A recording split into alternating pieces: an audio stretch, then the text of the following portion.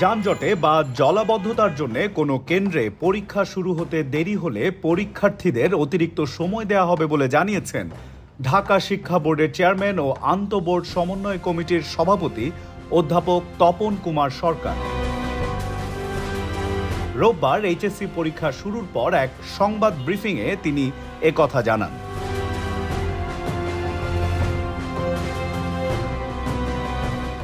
এখন ওয়ালটন ফ্রিজ কিনে অনেকের মতো আপনিও হয়ে যেতে পারেন মিলেনিয়ার। সেরা পণ্যের সেরা অফার, ওয়ালটন মিলেনিয়ার।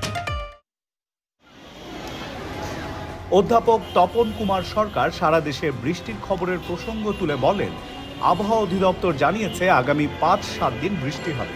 বৃষ্টির কারণে আমরা পরীক্ষার্থী এবং অভিভাবকদের কিছু নির্দেশনা দিয়েছি। বৃষ্টি ও যানজট মাথায় রেখে তারা যেন নির্ধারিত সময়ে কেন্দ্রে প্রবেশ করেন।